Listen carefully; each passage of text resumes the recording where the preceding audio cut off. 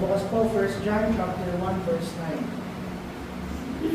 If we confess our sins, He is faithful and just to forgive us our sins and to cleanse us from all unrighteousness. 1 John 1:9. Po, manalangin po muna tayo. Panginoon, salamat po sa araw na ito. Sa mga kaluluwa na dinala mo ang makakarinig ng salita ng Allah, Panginoon. Touch na Panginoon ang bawat isa. Ang nakilala nila kayo. Habang Panginoon, dalangin po na maramdaman ng bawat isa ng presensya at nagkaroon kanila ng declaration sa inyo. Salamat po ang aming dalangin. In Jesus' name we pray. Amen. So, sa 1 John chapter 1, verse 9, pinapakita dito yung ilang aspeto na dapat natin matutunan. Pero bilang panimula, gusto kong simulan sa isang katotohanan. Isa sa mga pinakamabigat na bagay na pwedeng dalhin ng isang tao ay yung guilt, o sa Tagalog, naman Tagalog yung guilt.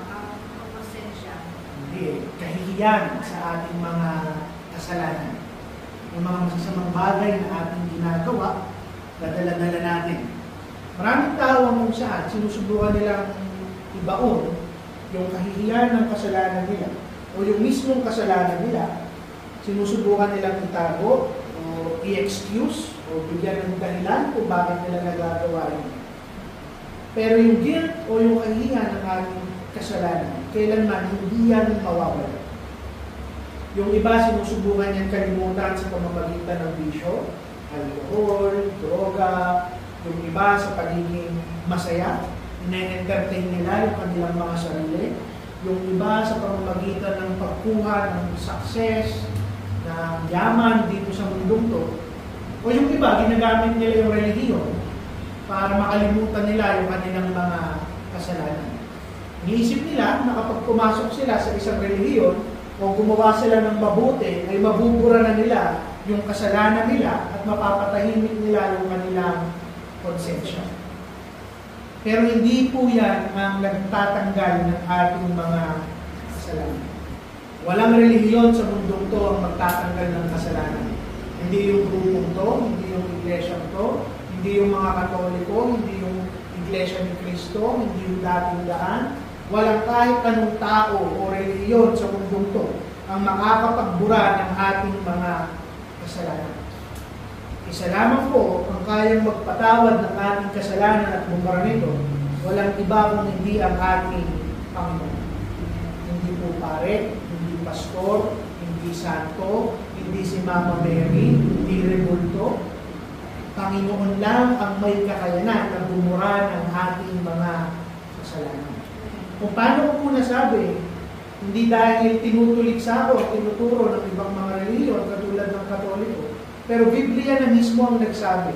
Sa binasa natin, sa Tagalog ang sabi doon, kung aaminin natin sa Kanya ang ating mga kasalanan, siya ay tapat at meron siyang hustisya upang patawarin tayo at linisin tayo sa lahat ng ating pagkakasala. Yun po yung sinasabi ng Biblia sa 1 John chapter 1, verse 9. Hindi doon sinabi na kung saan kailangan natin mag-umpisal, sabihin sa isang tao, sa isang pastor, sa isang pare, sa isang rebulto, yung ating mga kasalanan. Ang sabi doon, sino lang yung nag-iisa na pwedeng magpatawad sa atin? Walang iba kung hindi ang ating Panginoon.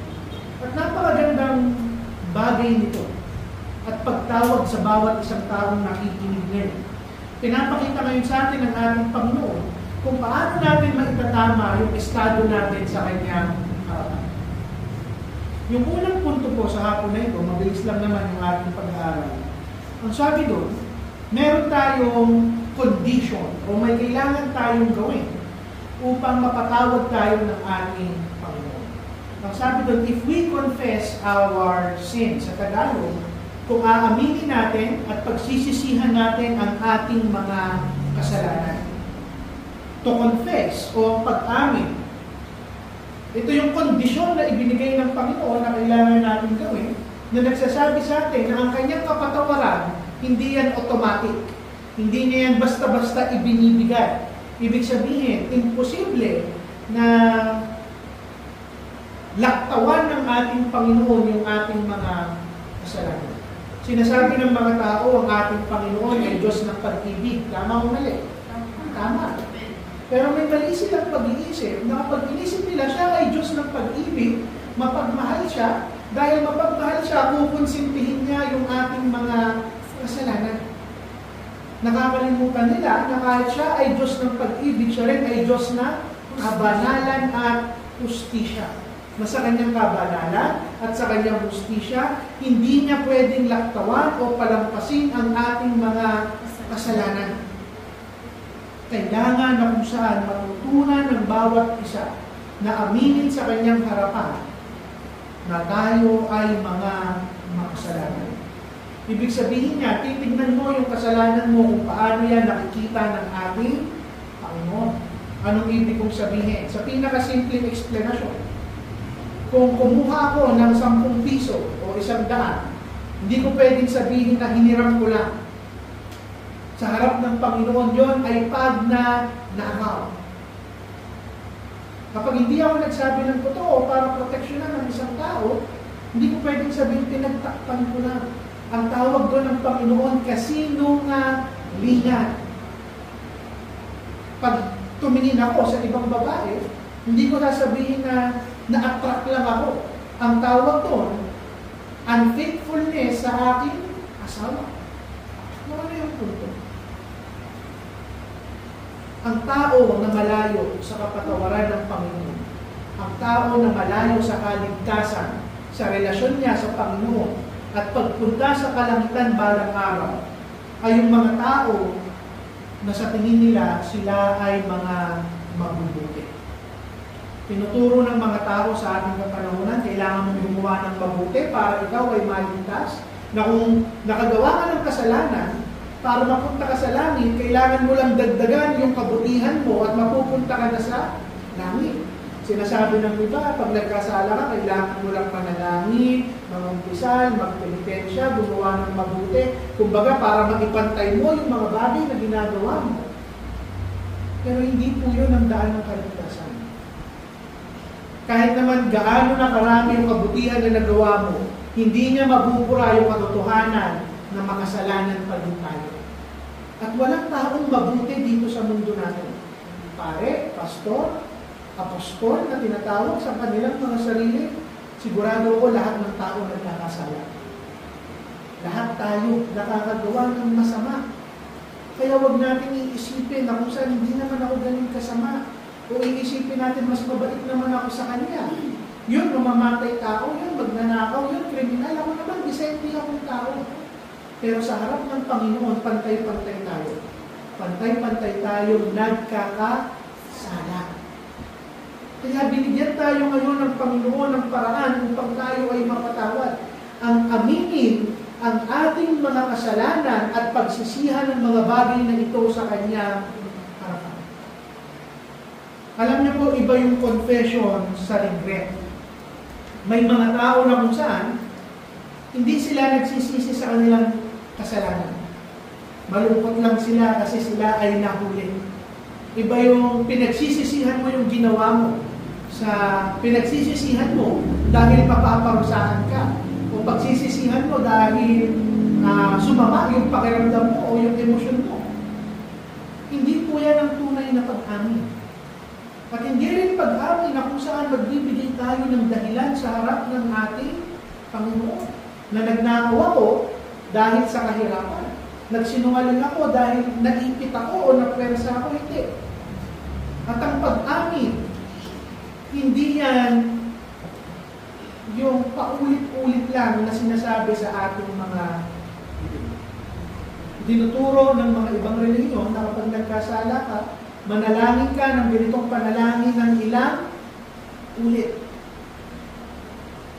Ngayon, sa pinaka-mababaw na explanation, kung ikaw ang Diyos, ilagay mo yung sarili mo sa paanan ng Diyos.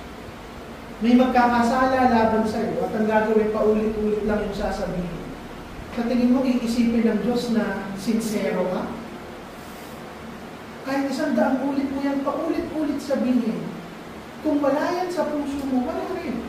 Mas maigi pa, 1 linya na sasabihin mo sa Panginoon, Panginoon, nagawa ko ito, patawarin mo ako, hindi na ito mauulit. Ito yung pag-amin at pagsisisi na tinatanggap ng ating Panginoon.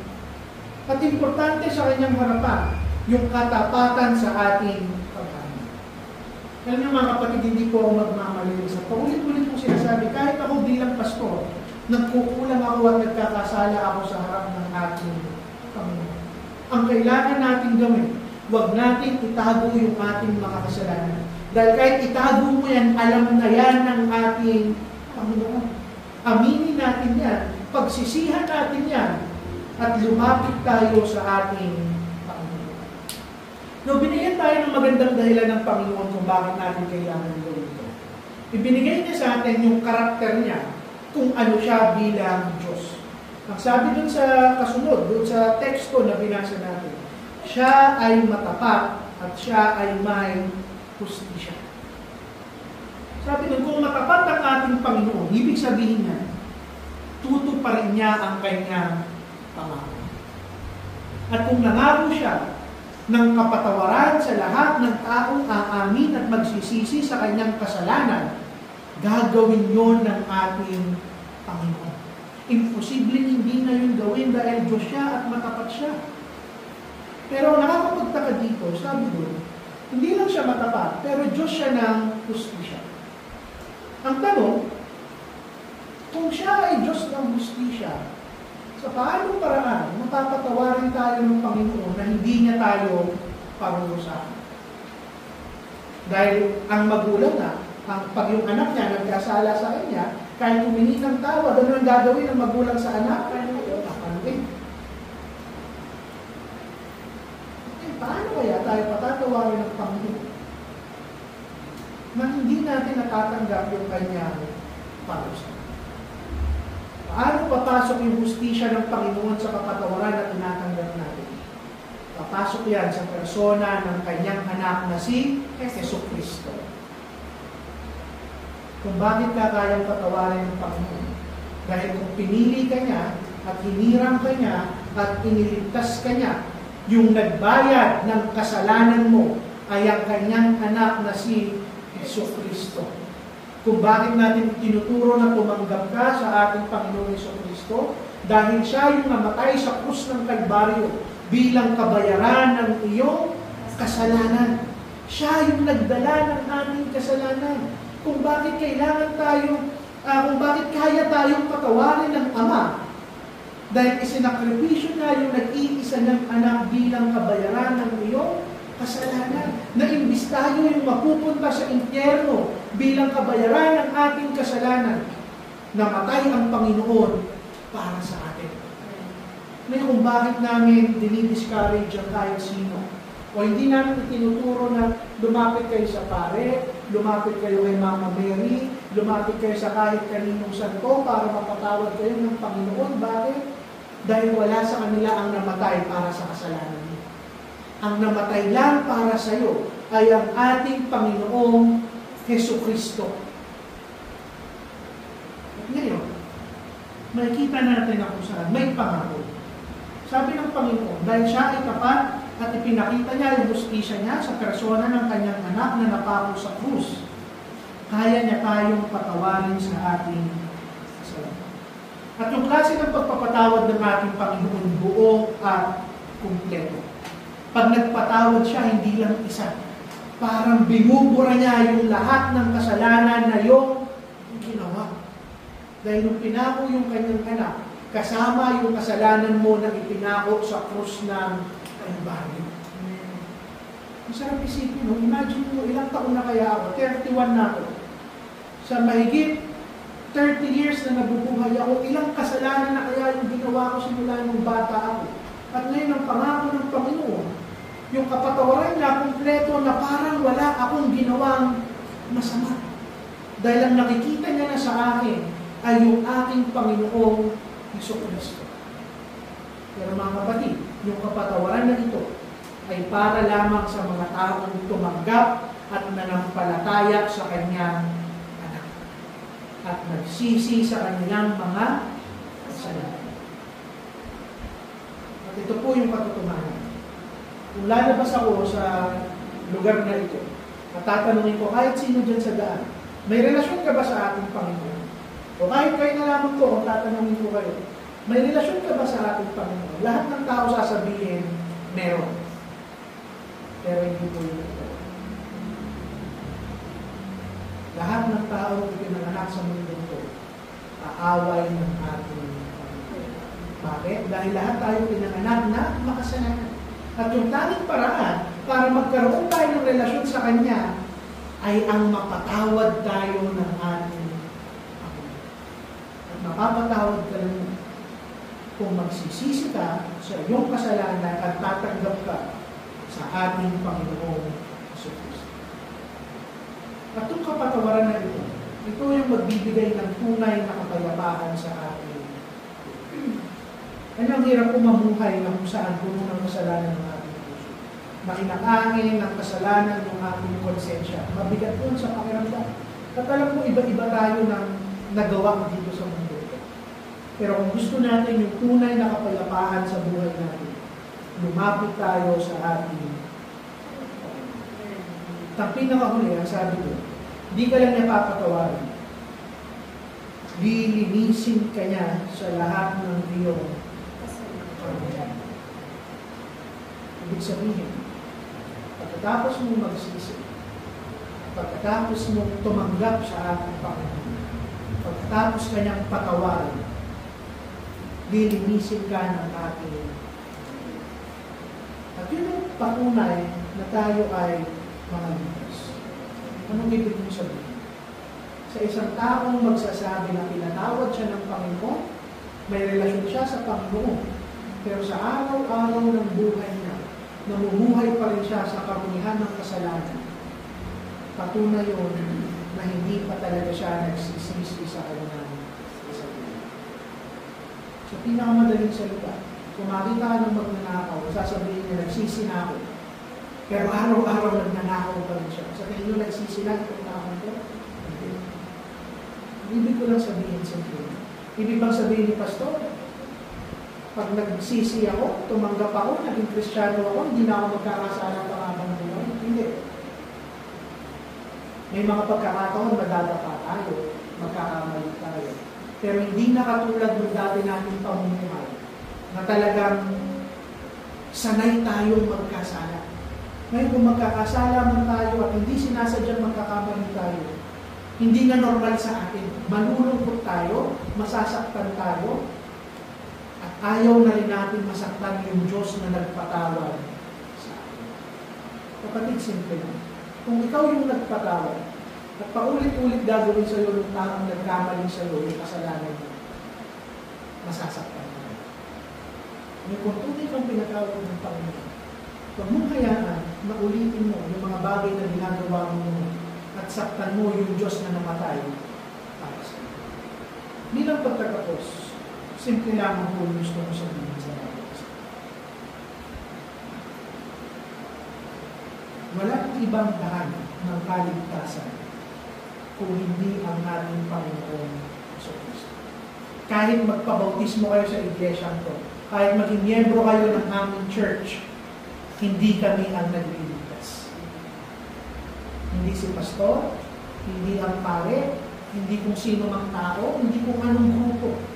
Sabi ko nga sa inyo, hindi ang relihiyon ang nagliligtas. Hindi itong lugar na ito ang nagliligtas. Hindi itong church na ito ang nagliligtas.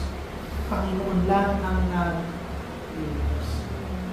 Kaya pagkatapos sana ng ating maikling pag-aaral, pag-uwi nyo sa inyong mga tahanan, manalangin kayo, magsisi kayo, at tumanggap kayo sa ating.